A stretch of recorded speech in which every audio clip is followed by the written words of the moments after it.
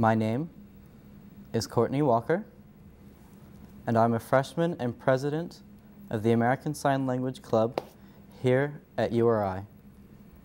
Our club's purpose is to extend diversity to URI by bringing American Sign Language to the university. Most kids who are in the clubs did not know any previous knowledge of sign, but they're learning very quickly. Right now, I'm helping them learn the language and culture so that in the future, we can sit around and sign like kids having fun. Our ASL group brings diversity to URI as the fourth most spoken or used language in the US. American Sign Language is a big part of society, and it's sad that people don't recognize how important this is. Not only does our club bring a whole new language and culture to URI, it brings a minority and a not well thought of group to URI. Did you know that 1 out of every 20 people is either hard of hearing or deaf? Yeah, that's a lot of people. For me, I believe it's very important that everyone is represented at one of the most well-known universities in the US. ASL was offered in my high school as a foreign language. I really couldn't understand Spanish and its conjugations, and it was too much. So I decided, instead of trying a new language, I would try something very different. For some weird reason, this language stuck. It was the easiest thing for me to learn.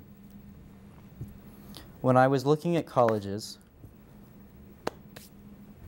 I was looking for ones that had ASL classes where I could continue signing. There was a time where I wanted to change my major to be interpreter, but I realized it was my greatest hobby. I knew I wanted to continue signing for the rest of my life, but something to do on my side just to keep me busy. I didn't know we would be recognized by Student Senate or not. I just knew that there had to be some way for me to continue signing. I looked for people on the URI Class of 2015 page, and I got a large number of people that wanted to help start it. It was a lot harder to start a club than I thought it would be. Well, here I am, president, and now being interviewed for a movie about diversity. I couldn't have asked for anything better, other than money for books, maybe. We started out with maybe 5 or 6 members. Being a president, it takes an emotional toll. You always wonder, how many people are going to show up today? When I see 3 people, including myself, it's upsetting. You're like, wow, no one cares as much as you thought. This isn't going to work out like you thought. But now, this is wonderful. Word is spreading via word of mouth, and people are stumbling upon our meetings. So now, more and more people are getting involved. You should have seen me in the meeting when we had 9 people. I was so excited. And I was thinking to myself, hey, maybe this club will make it. We bought t-shirts. And hopefully people will see them and say, oh, what's that? Maybe it could be worth checking out. Open door. I've also started a little project of my own. With the help of Melvin Wade, the director of the Multicultural Center, I've started a petition to the university. This petition asks URI that classes be made available to learn the language and the culture of American Sign Language and earn credit towards graduation. By signing the petition, people, students, faculty, and staff, are agreeing that this program is great to have here. And it's a great opportunity for people to learn a different type of language. I'm hoping For it, but it's automatically become a sign. that by the end of the semester, to close to 1,000 names to show the university that people care about ASL. Yeah, awkward. You mentioned that there should be a class here to teach ASL. I thought there already was. Yeah. The class you're talking about is a very small amount of ASL. That class is gestural and oral based class, meaning that you show gestures and how oral methods are used. This class doesn't count as a language credit unless you're a communication disorders major.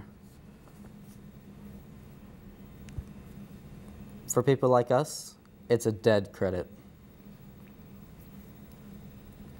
It doesn't count for graduation. And it's if you're paying for a dead class.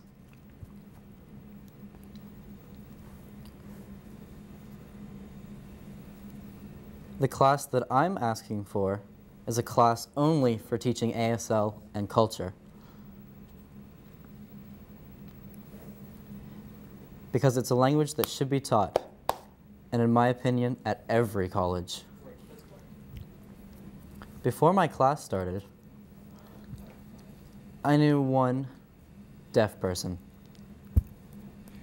He was my friend's dad. Once class started, my teacher, who worked at the American School for the Deaf in West Hartford, Connecticut,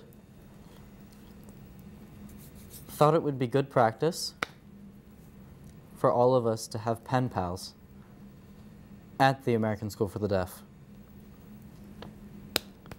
So we would make video messages to our pen pals.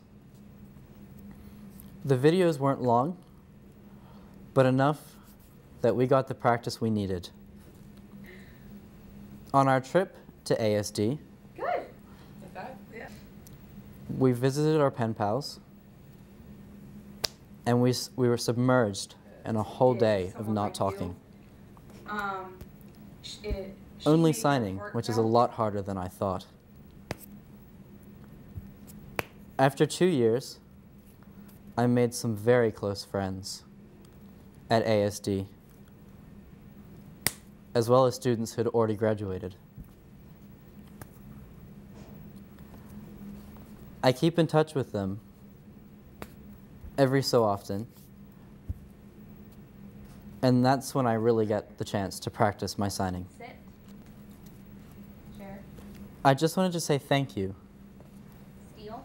for taking the time to show us 2 fingers and then go like that. as a club and what we're trying to do. Stop. It's been a struggle trying to get our feet off the ground. But this interview is a great way to do so. Deaf culture Meeting.